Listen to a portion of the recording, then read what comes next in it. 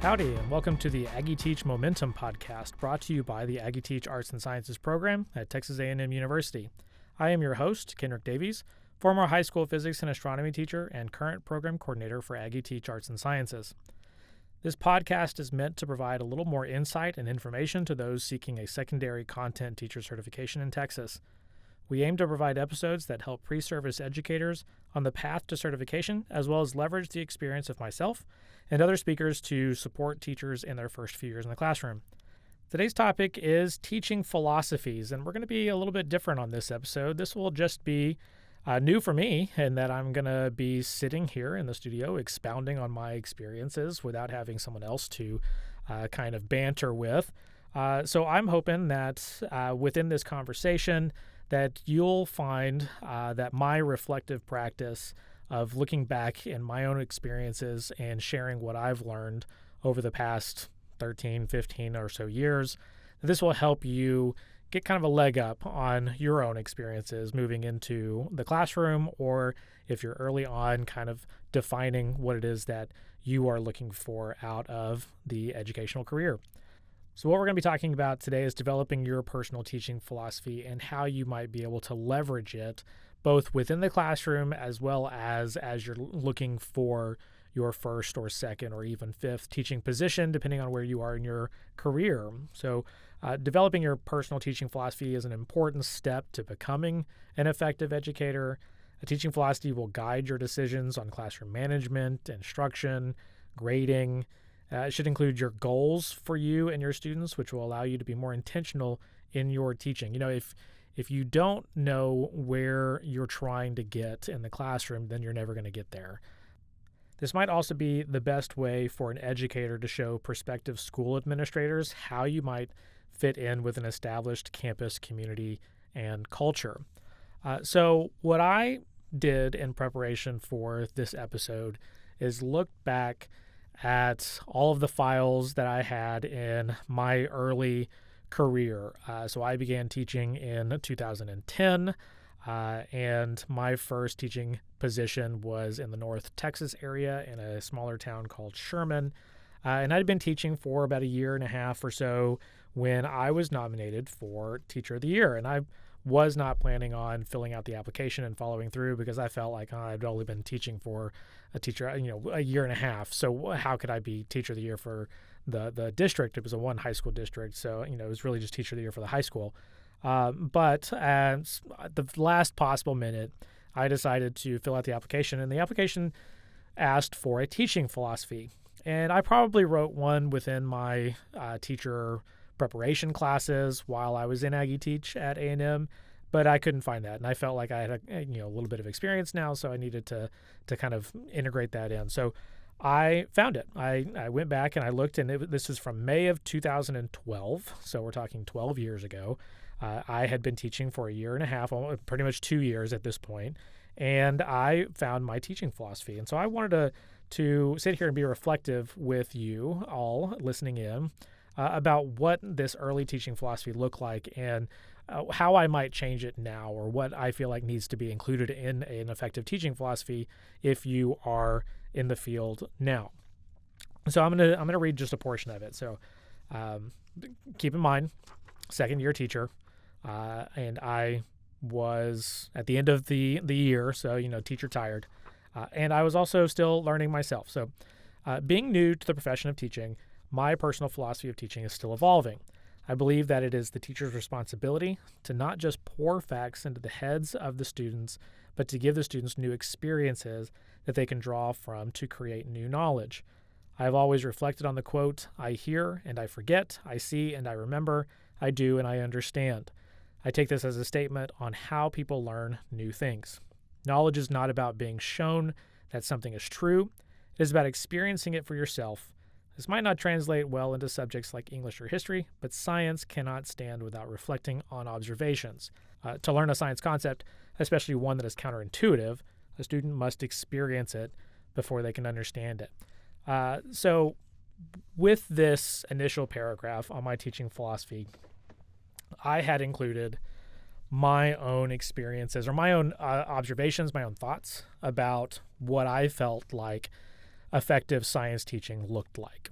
I essentially am describing that in my classroom, students aren't sitting passively in their chair and getting information from me at the front of the board with my PowerPoint slides, although I did a lot of PowerPoints in my early career.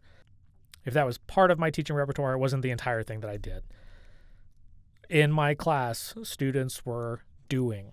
They were up, they were moving, they were doing labs, they were investigating, and that was my philosophy of how students learn science. So if we're talking about what should be included in your teaching philosophy, one of the number one things that needs to be included is, what does learning look like in your classroom? What are the students expected to do? What are you expecting of the students? Are the students going to be sitting there quiet, listening to you for 90 minutes? If you're on a block schedule, probably not. You wouldn't want that. I mean, no one would want that. You don't want to sit in a college class for 90 minutes or 3 hours just passively getting information. You want to be up, you want to be doing things, you want to be talking, because that is just human nature, and that is the way that humans best learn, is by doing. Another thing to think about is, what does the learning environment look like? Does your classroom, your ideal classroom, is it, flexible seating? Or is it groups? Is it students working in isolation? That may be dependent on the activity, or it may be dependent on the subject matter. But to be honest, it should be, in any case, an inviting environment. You want to make sure the students feel welcome. And however you describe your ideal classroom, that is at the core of it, that students should feel welcomed, and they should feel like they are an active participant in whatever's going on in the classroom. So for me, what that was, at least in the early part of my career, and it still is that students should be actively trying to figure out what it is that we're learning. It's not me telling them the answer. It is them experiencing finding out the answer. And of course, we might call that scientific inquiry now. Of course, that was a big buzzword whenever I was writing this teaching philosophy back in 2012, still is. So going on. In my class, I tell the students about a concept. I show them the information, but it isn't until we find a way for them to experience the concept do they actually learn. Static pictures in a book or on a screen cannot show how something will react when it's in motion. So I taught physics, and that was a big thing for me, was that if we're going to be talking about motion, then students needed to experience that motion. You're not going to be able to just look at a page in a textbook or a computer screen with a static image on it and be able to understand really what we're talking about when it comes to that motion. So we had to find ways for the students to experience it. I strive to have the students in the lab working with physical materials so that they can see what is actually happening. What I have found through applying what I have learned in my professional development activities to my classroom is that not only do the students need to experience these new concepts, they need to have a hand in developing what it is that they want to experience. Inquiry is a big concept in science teaching right now, and I believe that it works in practice. So what this is showing is that in a teaching philosophy, you can talk about some of the educational research that might be going on right now, or the specific practices that you're utilizing in your classroom in order to promote that effective learning. And really what that is your vision of effective teaching, right? What does effective teaching look like for you? What methods of teaching are you using? And you can be specific, like I was in my first teaching philosophy. Scientific inquiry was a big one for me. So you can be specific to your content area, you can be specific to an activity, but what methods of teaching are you using? And the kind of flip to that is, what methods of assessment are you going to be using? Throwing around words like formative assessment and summative assessment is totally appropriate in a teaching philosophy, because that is what as teachers always doing. They are assessing students formatively and then summatively to understand where students are. And you can even describe what that data does for you, or what you do with that data. Do you go back and spiral in concepts? Do you make sure that all students are meeting the requirements set forth in your class? And I guess taking that one step further is, what does mastery of the content look like? This really came a few years after I left my first teaching position. It was in my second teaching position. So we're talking about maybe 10 years later, a little bit less. And we started talking about grading, right? Grading philosophies in your classroom. Grading philosophy should be a part of your teaching philosophy as a whole. So what does grading mean for you? What does a score of a 70 mean for you? Does that mean that the student is proficient? Does that mean the student has mastered the content? Does that mean the student has met your bar and anything above that is just gravy? What does a 90 look like? What does a 100 look like? And of course, you don't have to be specific in your teaching philosophy of these grade breakdowns, but you should be looking for a way to describe how you know a student has reached mastery of the content. When have they learned it, and when have they mastered the content and are ready to move on? And this kind of goes right into the goals that you might have for your students. Of course, every teacher has goals for their students to learn the content, right? I was a physics teacher. I taught astronomy. My goal was for students to learn physics and to learn astronomy. That's what I was paid for, right? That's what the school district hired me for, was to teach students physics and astronomy. But we all know that that's not exactly everything that gets taught in a classroom. Yes, I was teaching my students physics, but in a broader sense, I was teaching my students how to investigate the world in a methodical way and analyze data in a way to understand the world. I was teaching my students how to make choices based on data or analysis or information. One of the things that I always point to in this realm is in physics, we talk about momentum. And in momentum, we talk about crashes, car accidents. So in one of the scenarios that we talk about, would you want to experience a car accident slowly or quickly? And of course, slowly is the answer. But quickly is what typically happens. And so we have safety features to help slow down an accident. Those safety features could be a seatbelt. Well, not a lot of people know that if a seatbelt's been used in a car accident, it should be replaced because of how it operates. It's a kind of a one-time use sort of thing. So if a student is eventually finding that they are going to buy a car and they're looking at used cars and they see that that used car has been in an accident, then my physics class could be the reason why they ask, has the seatbelt been replaced? Was the seatbelt used in this car accident? Has it been at least inspected? So my goal for students was to learn how to investigate the world, how to make decisions based off of science. Astronomy was a little bit different. Right? My goal was for them to realize that they are a small part of a much bigger thing. So as a teacher, you're thinking, what are my goals for the students? Yes, I want them to learn U.S. history. Yes, I want them to learn pre-calculus. But what are my goals for them learning that material and how they are going to apply it in the world around them? Part of my philosophy of teaching would have to be that a teacher cannot even begin to think they know everything. I firmly believe that a teacher is simply a learner at a different level. And I go on to talk about some of the professional development that I've had the opportunity to participate in my early career. And reflecting back on this, after having been teaching for more than 10 years, I realized that I did a lot of professional development. And I did content-specific professional development whenever I could.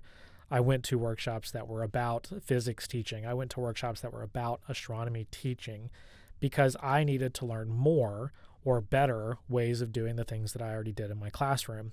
And that professional development is right in line with another component of a teaching philosophy, and that is how you expect to grow as a teacher or how you look to grow as a teacher. Your teaching is going to evolve. Sure, your first teaching philosophy, as mine is, might show that you are pretty green around the edges, meaning that you are still formulating your own teaching identity, much less a teaching philosophy. And you are going to be asked to participate in professional development. You should be aware of this idea that professional development is how teachers grow, how teachers learn. If we are to instill in our students that they should be lifelong learners, then we as teachers should exemplify that by also being lifelong learners. So how is it that you are going to grow as a teacher is going to be rooted in your own reflective practices, your own professional development, your own drive to learn outside of your own classroom. How you grow as a teacher is going to be rooted in what you choose to do outside of the classroom, what reflective practices you choose to do. Maybe you go through a coaching cycle every year or two with administration, with a department head, where you evaluate a lesson, where you evaluate your teaching and look for ways to handle your classroom better. It could be that you're looking for specific professional development. You're advocating to your school district what professional development you're needing and what you're looking for. It could be that you're members of professional organizations, whether that is teaching organizations broadly, like something like the TCTA or ATPE. Those are just teacher professional groups. Or you could be a member of a content-specific professional organization, such as NSTA, National Science Teachers Association, or the same level of organization for English teachers or history teachers. Those are professional organizations that will help you grow as an educator. Looking back at my teaching philosophy, I do feel like I have a really great ending. And that is, I believe that I am a good teacher because I strive to have my students learn through experiences, and I'm not afraid to try out new things in my class. That is my teaching philosophy in a nutshell. Sure, there's lots of specifics that I talked about earlier in terms of specific methods, but I am all about having my students up and doing things and being willing to take risks, try new things, learn new things. For an administrator at a campus to look at a teacher candidate to see that they are willing to learn and to grow and to try new things, a good campus administrator is going to look at that teacher and say, I want you here. I want you here working with our own students. I want you here working with other educators who can grow with you. If an administrator does not value your drive to learn and your drive to try new things, then that's not a good space for you. That is not going to fit with your teaching philosophy. So to kind of go back to what I mentioned at the beginning of the episode, and that is your teaching philosophy is a way for you to coalesce all of your ideas about what teaching is into a single document and really use it for intentionality purposes in your own classroom. But it's a way for administrators to see you as a viable candidate for their district, but also a way for you to evaluate prospective districts based off of your teaching philosophy.